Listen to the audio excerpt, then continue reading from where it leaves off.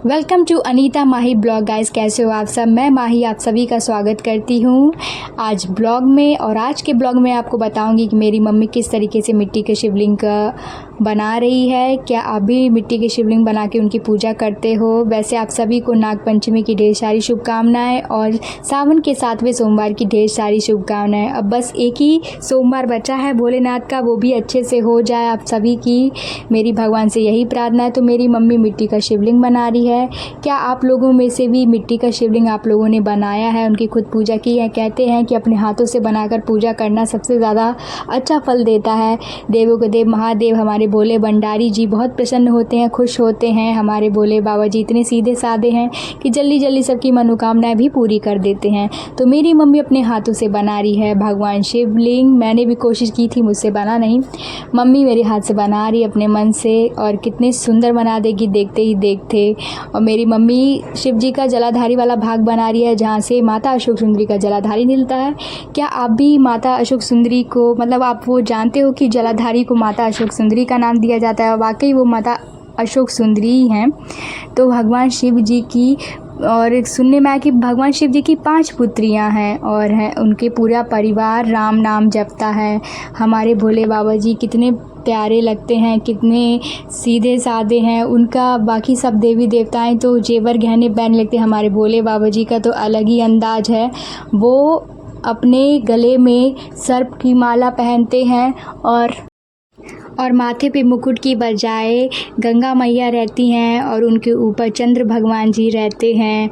और हमारे भोले बाबा जी का वस्त्र तो अलग ही है, सबसे अलग है, आप सब ने देखा ही है। तो उनके शरीर पे बाघंबर का वस्त्र है, वो गले में रुद्राक्ष की माला भी ग्रहण करते हैं। हमारे भोले बाबा जी एकदम शांत स्वभाव के हैं और सबकी प्रार्थना बड़ी ही जल्दी सुन लेते हैं। हाँ, थोड़ी सी परीक्षा भी लेते हैं, पर जल्दी उनकी सबकी प्रार्थना सुन लेते हैं। तो मेरी मम्मी बना चुकी है शिवलिंग। अब उनके साथ जो सबसे ज़्यादा इम्पॉर्टेंट है, वही गले में जो माला रहती है सर्प, हाँ सर्प की माला, वही इम्पॉर्टेंट, तो मम्मी वही बना रही है। वैसे भगवान शिव के सांप का क्या नाम है, नाग देवता का क्या नाम है, आप कमेंट में बताना। मुझे याद है लेकिन इस टाइम भूल गई हूँ कि मुझे याद नहीं आ रहा कि भगवान शिव जी के सबके क्या नाम है।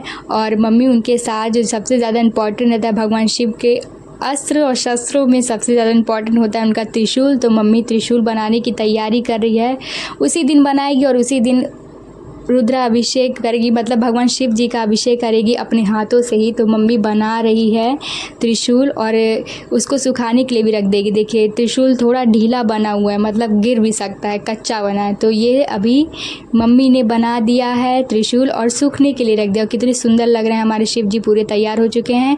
अब सूख चुके हैं तो हम पूजा करने जा रहे हैं। तो चलिए आप सब भी हमारे साथ भगवान शिव की प्रार्थना कीजिए, पूजा कीजिए। तो ये भगवान शिव के सारी सामग्री है। भगवान शिव को ऐसा कौन सा चीज़ है जो उनको चढ़ता ना हो? हर एक चीज़ उन्हें चलता है। मैंने तो मंदिर में जाके देखती हूँ, अरहर की दाल, पता नहीं कौन कौन से लोग दाल चढ़ाते हैं, क्या क्या काली मिर्च तक चढ़ाते हैं, सब कोई इतना कुछ उनको चढ़ाता है। बस कुछ चीज़ें हैं जो भगवान भोलेनाथ को नहीं चढ़ती हैं। तो मम्मी ने समी के पौधा जो हमने लिया था, उसी पे भगवान शिव जी का पूजा कर रही, तो उसी में भगवान शिव जी का पूजा करी है, उसी में भगवान शिव जी विसर्जन भी हो जाएंगे। तो वहीं पे भगवान का, शिव जी का मम्मी पूजा करी है। जो भगवान जी को चढ़ता है शहद, अक्षत, दही, दूध, मैंने बोला ना भगवान जी को, हमारे भोले बाबा जी का ऐसा कौन सा चीज़ है जो नहीं चढ़ता हो? देवादेव महादेव को हमारे भोले बाबा जी ऐसे हैं कि इन्हें बोला जाता है देवों के देव महादेव, मतलब सबसे बड़े देव हमारे भोले बाबा जी। बड़े ही सीधे साधे हैं। और इसके बाद मेरी मम्मी पूजा करती है। तो पूजा करते करते अब थोड़ा कुछ भजन कर लें। हर हर महादेव शंभु, काशी विश्वनाथ शंभु, हर हर महादेव शंभु, काशी विश्वनाथ शंभु। ओम नमः शिवाय, ओम नमः शिवाय, हर हर भोले नमः शिवाय, ओम नमः शिवाय, ओम नमः शिवाय, हर हर भोले नमः शिवाय। मम्मी भगवान शिव को बेलपत्र चढ़ा रही है। हमारे घर में ही बेल का पत्र है तो हमें आसानी से मिल जाता, नहीं तो नहीं मिलता। और भगवान शिव को सफ़ेद फूलों की माला, मैंने सुना है भगवान शिव को सफ़ेद फूल ज़्यादा प्रिय हैं, ऐसा मैंने कहीं देखा या पढ़ा है। लेकिन भगवान शिव को सफ़ेद फूल ज़्यादा प्रिय है, तो वही मम्मी चढ़ा रही है, आंकड़े का फूल भगवान शिव को। भांग धतूरा, हमारे भोले बाबा जी को तो भांग धतूरा चढ़ता है। पंडित जी ने कहा था कि भांग धतूरा इसलिए चढ़ता है कि उन्होंने विष पिया था, उन्हें अंग पे बहुत दर्द हो रहा था, उनका दर्द मिटाने के लिए उन्होंने भांग और धतूरे का सेवन किया था।